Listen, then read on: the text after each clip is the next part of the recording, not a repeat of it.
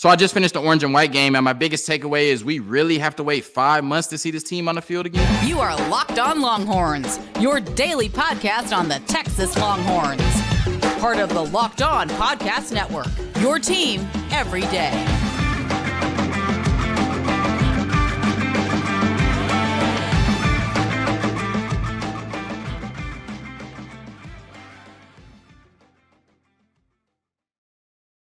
Locked On Longhorns, the show. Jonathan Davis, your host. Today's episode of Locked On Longhorns is brought to you by FanDuel Sportsbook, the official sportsbook of Locked On. Make every moment more. Visit FanDuel.com/LockedOn today to get started. On today's episode of Locked On Longhorns, we're talking the orange and white game. A lot of great players, a lot of great plays on offense and on defense. We discuss all of that and more on today's episode of Locked On Longhorns, part of the Locked On Podcast Network, your team every day.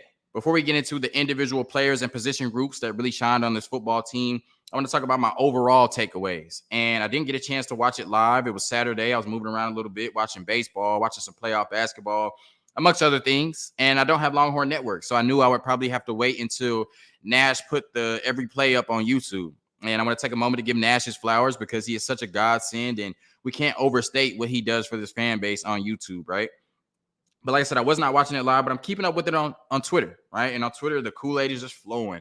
It's offense. Steve Sarkisian, Maalik Murphy, Quinn Ewers, Jonte Cook, Jaden Blue, A.D. Mitchell, right? And so I'm like, okay, Sark's in his bag. The offense is going crazy. We're going to put 40 on everybody. We are unstoppable, right? We're winning the Big 12 championship this year. And then I watched the game, and I thought the offense was really, really good, right? I thought maybe on a play-to-play basis they were inconsistent, but I thought for the most part the offense was really good. But that wasn't my takeaway when I watched it. When I watched it, I said, that defense is flying. That defense looks amazing. And that defense looks like a unit that could be a top 40 to top 50 defense every year at the 40 acres based on the talent we're bringing in and based on the development we have seen from this coaching staff. When you look at the 180 they've made from 2021 to what they look like going into the 2023 season, it's night and day. And I'm going to say this right now. By 2025, Pete Kwiatkowski should and will be a top head coaching candidate in college football. Now, let's talk about some of the individual position groups and players on this football team that really shine to showcase their talents on Saturday. And we're going to start with the quarterback room because Steve Sarkisian says that quarterback is the most important position, not only on your football team, but in sports, period. And I tend to agree with him when he says that. And he, on Saturday, confirmed that Quinn Ewers, after the game, will be quarterback one heading into the first game. And people that, are affiliated with the team, fans, people around the program, we knew that to be the case, right? But there was a lot of controversy, narratives, and clicks from the outside suggesting that Maalik Murphy or Arch Manning were competing for the quarterback one job this year. And I'm glad he put a rest to all of that noise, especially after the way that Maalik looked on Saturday. But when you talk about Quinn Ewers, I thought too often last year he relied on arm talent, right? That same arm talent that made him the number one overall recruit, not just quarterback, overall recruit in the country coming out of South Lake Carroll. And towards the end of the season in Big 12 conference play last year, when he wasn't able to just rely on that arm talent, he struggled. And the team struggled as a result of that. We knew if we wanted to make it to the Big 12 championship game and compete to win that game this year, we're going to have to see a lot of development from quarterback one in Quinn Ewers. And one of the biggest gems I took away from the broadcast when I was watching the every play is the interview with Colt McCoy.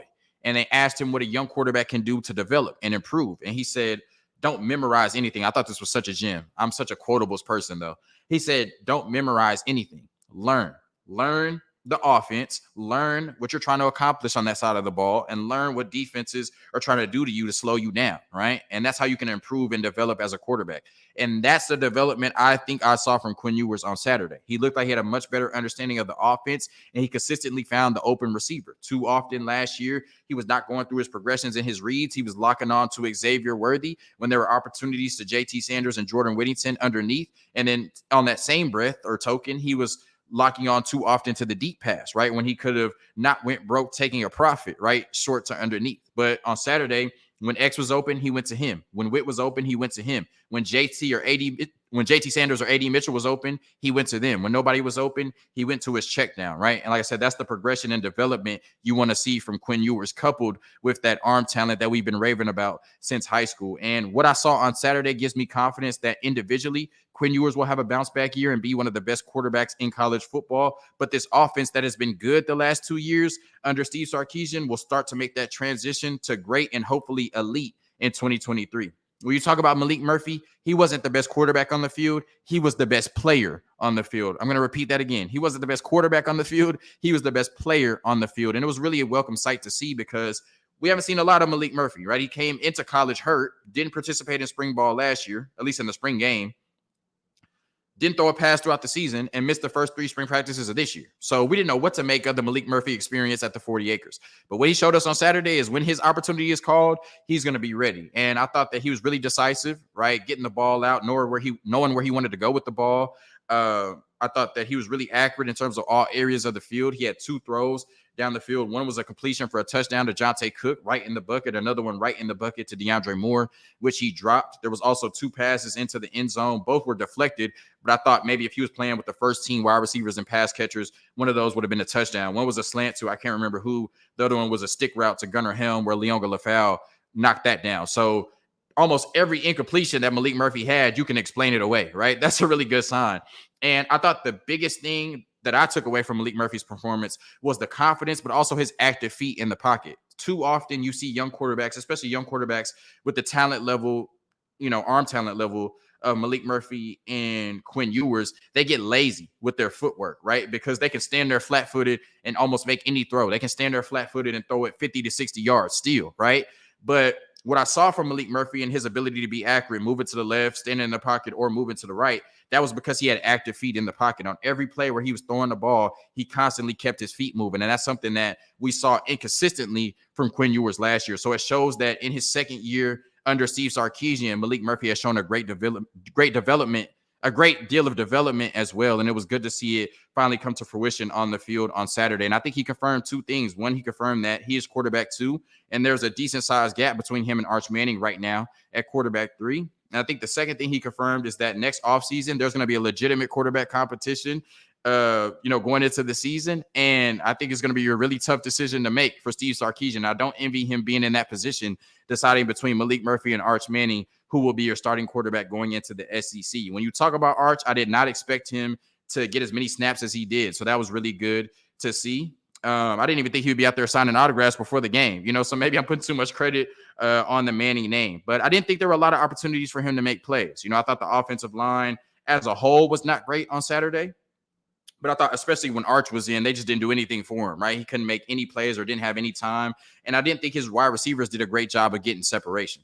But 2 things that stood out to me from Arch was, one, his decision-making, right? It was his first game, all the hype surrounding Arch Manning, living up to his recruiting ranking. Maalik was balling. Quinn was balling. I thought Arch maybe could have tried to force things, but he didn't. Even when nothing was there, he kind of just took his L's and took his lumps and, didn't have a good day. There were no splash plays to be made on offense, but the good thing is he didn't make a splash play for the defense. And you see that a lot with young quarterbacks trying to force things. He didn't force things even in his first action at the 40 acres. And the second thing was his mobility, right? Like I said, there was not a lot there in the passing game, but there were a few instances where he, took off with his legs and picked up 6 to 7 yards, kept the chains moving and got first downs. That's something that we probably could have saw a little bit more from Quinn Ewers last year. So it's good to see that already as a part of Arch Manning's game, because there's going to be times where nothing's open and you're going to have to make plays as a quarterback with your legs. And it's good to see Arch already showing the ability to do that. When you move on to the running back room, I don't think Saturday created any clarification on how this running back room is going to look this year. And it was easy to kind of divvy up the touches because Jonathan Brooks and Keelan Robinson didn't participate. But when all 5 of those players are healthy, that includes Savion Red, Cedric Baxter, and Jaden Blue, I don't know who you decide starts, who you decide gets the touches, and who you decide sits on the bench. But I'm thankful I don't have that type of stress in my life, and that's why Steve Sarkisian and Tashard Choice get paid billions of dollars to make those types of decisions. When you talk about Savion Red, he reminds me so much of Roschon Johnson. And it's not exactly the playing style, but it's the physicality, right? He's somebody that when you put the ball in his hands, you just expect him to get 4 to 5 yards. If it's a short yardage situation, you expect him to get the first down. And I think he can be your closer, right? If you go into the fourth quarter of a game with a lead, you're going to win that game if you put the ball in Savion Red's hands, because you show me the team and you show me the defense that's going to want to tackle him consistently in the fourth quarter, right? It's just not going to happen. Like I said, he brings that physicality and that toughness, that same toughness that Roschon Johnson brought to the 40 acres for 4 years. When you look at Cedric Baxter, I think the talent is there, right? You saw the talent that made him the number one running back in the country, but he still needs a lot of development, right? He's 3 months removed from high school. That's natural. And 2, I don't think he's at the point yet to where he can make plays independent of a bad offensive line. I don't think the offensive line is bad, but I don't think they played well on Saturday, right? And so a lot of plays where he was kind of sitting back behind the offensive line, trying to decide which hole to hit. He just got tackled in the backfield or didn't make a lot of plays. There was one play where he got in the open field and made somebody miss, but then right after that, Jet Bush hit him, right, and tackled him. So, like I said, I thought maybe you would have saw more splash plays from Cedric Baxter. Running back position is probably the easiest position to translate from high school to, or transition to from high school to college. But, I think at this point, Savion Red, Jaden Blue, and Jonathan Brooks are probably just a little further ahead than Cedric Baxter. But he's going to be a part of this offense this year and definitely still looks like the future of the running back position at the 40 acres. Jaden Blue, as a Cowboys fan, I'm watching it, and the first thing that comes to mind is that's Tony Pollard, right? Just the explosiveness and his ability to make home run hitting plays consistently throughout the game. I said that's Tony Pollard, right? Especially when he makes a play where he scores, turning his back to the end zone, and somehow still scores a touchdown while making 3 or 4 people miss down the field, right? I was like, this is Tony Pollard. And he makes plays that nobody else in this running back room can make, right? You could talk about Savion Reddy, his physicality. You could talk about Cedric Baxter kind of being the full package and him being a big running back at 6'1", 6'2". You could talk about Jonathan Brooks and his running style. They're all amazing players. But nobody in this room has the home run hitting ability on a play-to-play basis that Jaden Blue does. On any given play, he has the ability to hit his head on the goalpost, and he's going to be special and remind you why he was the number one running back in the country before he opted out his senior year. Now, as impressed as I was with that long run he had to score the touchdown, I was equally unimpressed or disappointed with his lack of effort on, I don't know what they were trying to do, but Xavier Worthy throws him a pass and he just looks at it and makes a business decision, right? I hope that's not something he's going to do throughout the season. But like I said, anytime you put the ball in Jaden Blue's hands, he is a threat to take it to the house and somebody that's going to get a lot of touches for this Texas football team this year. When you talk about the wide receiver room, we looked really good on paper in the wide receiver room, and that did not translate to production last year.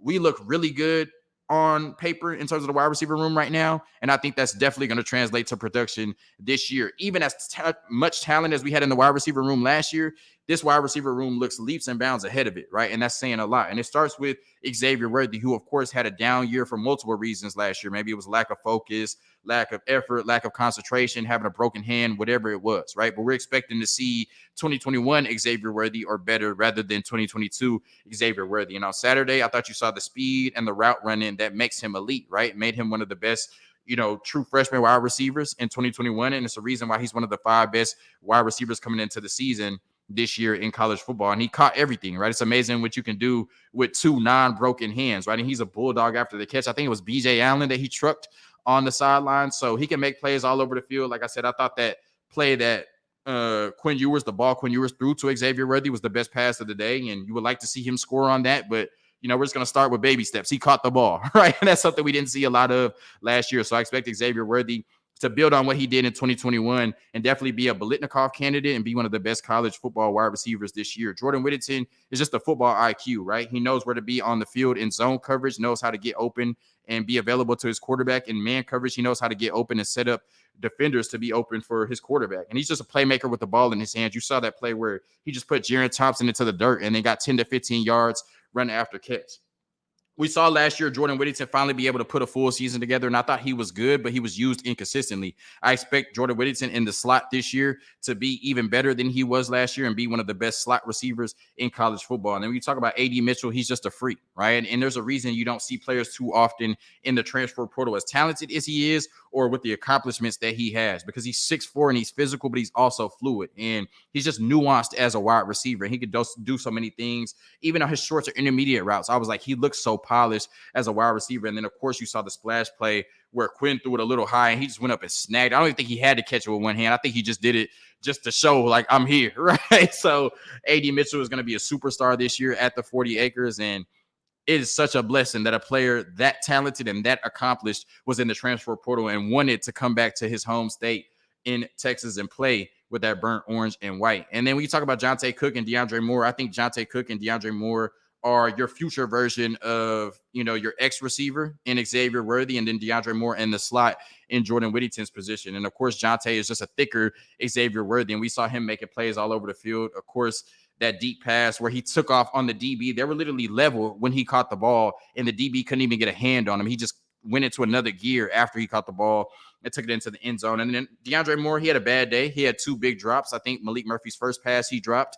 And then, of course, the deep pass, which potentially could have been a touchdown. But I think he showed the ability to get open and get separation consistently on his routes. And he's really polished as a wide receiver. And I remember when Jamar Chase in the preseason dropped 5 passes and people were saying, don't draft him, he's a bust, right? And now he's one of the 5 best receivers in college football. So I think DeAndre Moore had a bad day, but he consistently got open. He's going to be a really good wide receiver for this Texas football team. Like I said, Jonte Cook and DeAndre Moore are your future and maybe more talented version of Xavier Worthy and Jordan Whittington. Tight end, I wouldn't say concerned, but I was disappointed in the inconsistent usage, right? I thought that, we've talked all offseason about JT Sanders might be the second best tight end in the country behind Brock Bowers, and he didn't have a catch on Saturday, right? They went to him early in the game. Coverage was tight, but he did drop the ball, so that's on JT Sanders. But, Steve Sarkisian is going to have to find a way to utilize all of these players in the offense this year, and JT Sanders is going to be a huge part of that. So for him to not have a catch in the orange and white game, I was a little disappointed in that, but obviously I still expect a huge season from one of the most talented players in the country, period, in JT Sanders. And even Gunnar Helm. I remember, like I said, the play where Leon Lafau knocked the ball out of his hands in the end zone, but he wasn't utilized a lot as well. Like, I think tight end in any Steve Sarkisian offense is going to be a big part. So, there were times last year where JT Sanders was used inconsistently, and Saturday kind of felt like deja vu, at least to me, right? Obviously, I'm not crying. I'm not, it's not a knock on Steve Sarkisian. I'm not, ripping my hair out going into the season. But like I said, we saw inconsistent usage with JT Sanders last year. We saw the same thing on Saturday, and that was concerning. Now, I do want to give JT Sanders credit because on that Jaden Blue run, like I said, the offensive line was not great all day. But I thought the biggest reason that Jaden Blue sprung to the end zone was JT Sanders came around and sealed the edge and got Ethan Burke on that block. And Jaden Blue really did not get touched until he was 20 yards down the field because of it. So we know that JT Sanders is elite receiving and blocking, and he showed that blocking on Saturday in the orange and white game. I wish he would have gotten the opportunity to show it in the receiving game. And when you talk about the offensive line, it's hard to, tell. You're dealing with some injuries right now. DJ Campbell was out. It's different units and different things. I know that, Pete Kwiatkowski was doing a really good job of drawing it up. But I just thought overall the offensive line was not great. That Kelvin Banks is a superstar. He's going to be good. Christian Jones was good for the most part. There were a few plays he gave up, but just for the most part, I didn't think the offensive line was great. There was a lot of times where all 3 quarterbacks, Maalik Murphy, Quinn Ewers, and Arch Manning, were under pressure, and the running backs couldn't get anything going. Like I said, the best play of the day came on a block that was really sprung by JT Sanders and not the offensive line. So, I think that, the offensive line is just going to have to figure out who the 5 best are and continue to grow and develop throughout the course of the offseason. They're going to have to get healthy, but I thought on Saturday they did not have their best showing. Now, as I always say, iron sharpens iron. And if the offensive line wasn't great, that means that the defensive line was dominant. And that's all I saw, and I thought Pete Kwiatkowski did a really good job of, calling plays for the defense, right? I never was watching every play and I was like, oh, I know where they're coming from or how many they're going to bring or what coverage they're in. I thought he did a really good job of that. And like I said, the defensive line was dominant. They caused havoc for each offensive line unit, right? Tavondre Sweat, Byron Murphy, Ethan Burke, Alfred Collins, Sadir Mitchell, and Justice Finkley were all players that I saw specifically making plays. Like I said, the defense were the standouts to me on the day, right? And I think like they had like 5 or 6 sacks in the orange and white game. So they were really causing a lot of havoc in the backfield, and the running backs just had nowhere to go. I remember there was a series where the first series, I don't know if it was the first series of the game. It wasn't the first series of the game because they went 3 and out. But the series where I think they gave the ball to – who did they give the ball to 3 straight times?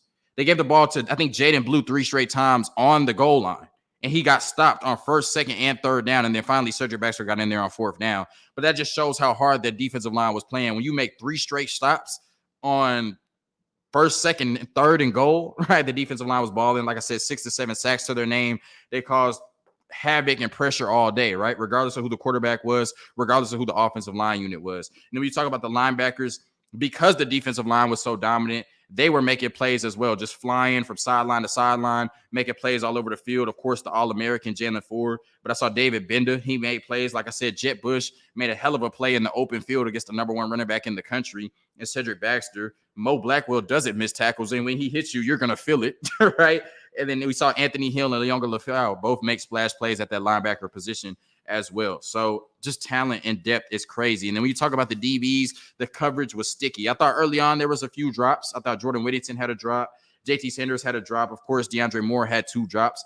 But even then with those drops, I thought the coverage was really sticky, right? And Ryan Watts and Terrence Brooks, they were really good throughout the game. Jahdae Barron, he just brings so much to this football team. But even the corners behind them, whether it was Xavier Bryce, Austin Jordan, Maalik Murphy, Malik Muhammad, right? Like I said, you just saw them all really being in the hip pocket of those receivers. And that's going to bode really well when they have to cover, receivers not on this Texas football team, because how often are you going to face a room as talented as what you go against every day in practice? And then in terms of the safety position, I thought Jaron Thompson, who's one of my favorite players on the team, he had a few light skin moments. You know what I'm saying? That's what I like to say. Last year, he had a couple light skin moments in this game, right? He had the one play where Jordan Whittington just trucked him into the earth, Bijan Robinson, Billy Bowman style, and then picked up 10 to 15 more yards. And then on the play where Jaden Blue scored, Jaron Thompson was in position to make a play and kind of just sat there, shuffling his feet and let Jaden Blue run right past him, right? It was one of those business decision, Mr. Go 30, like a Davis type play, right? Piss down his leg. I'm not an athlete, one of those type of plays. So like I said, Jaron Thompson is one of my favorite players on the team. I think he'll definitely be, a first or second all Big 12 type of performer this season, but he had a few light-skinned plays in the orange and white game that led to some big plays on the offensive side of the ball. But overall, my big takeaways were so much talent and depth on this football team on the offensive and side of the ball, offensive and defensive sides of the ball. I think there's no excuse. This team should be in the Big 12 championship game this year, and they should win the Big 12 championship based on the level of talent and depth they have on this football team. And my third biggest takeaway is that we could talk about this offense all we want, but we are watching the building of a special unit on the defensive side of the ball in terms of what Pete Kwiatkowski is building. So thank you for tuning in to another episode of Locked On Longhorns. We're going to continue to talk about the orange and white game all week. I just want to give you my initial thoughts on it. Like I said, great things ahead at the 40 acres. Hook 'em. Peace.